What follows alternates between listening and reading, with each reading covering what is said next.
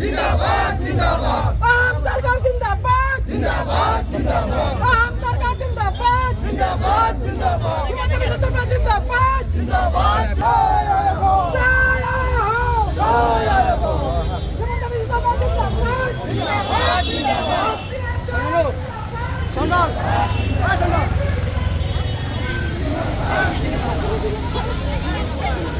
ओए बिहे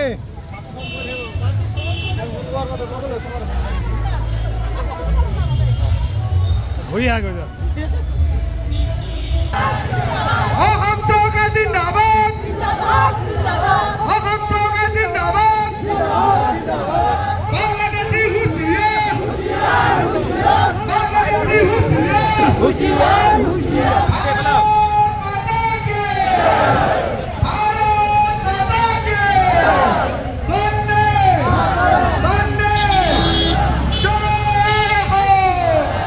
প্ৰতিবাদী আজি পদযাত্ৰা নহয়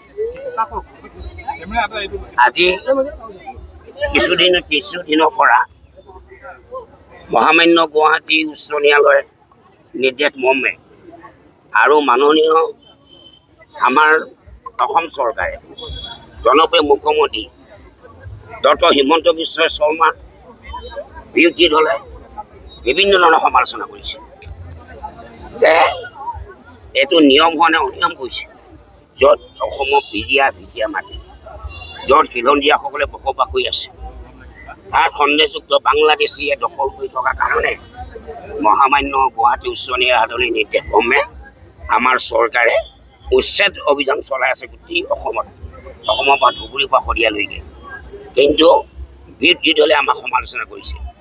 বিৰোধী দলৰ সমালোচনাৰ বিৰুদ্ধে আমি প্ৰতিবাদী কাৰ্যসূচী লৈছোঁ আৰু মৰিগাঁও জিলা ভাৰতীয় জনতা পাৰ্টি মৰিগাঁও জিলাৰ আৰু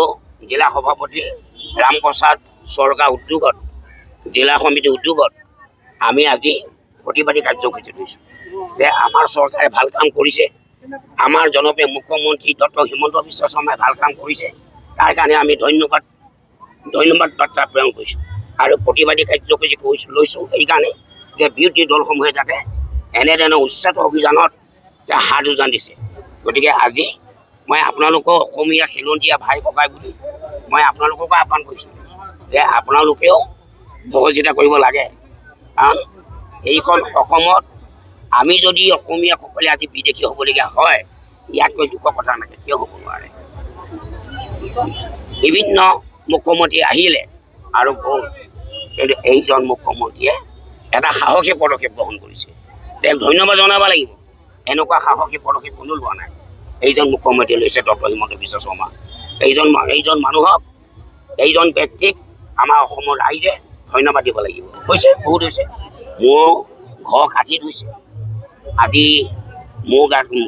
ঘৰৰ কাঠিত দখল হৈ আছে বেদখল বহুত বেদখল মোৰ সমষ্টিতে আছে মোৰ অসমৰ কথা নকওঁ হাজাৰ বেকলগ মাটি দখল হৈ আছে আজি বেকলগক মাটিখিনি উচ্ছেদ আমাৰ চৰকাৰে কৰিব পৰা নাই চেষ্টা কৰিছে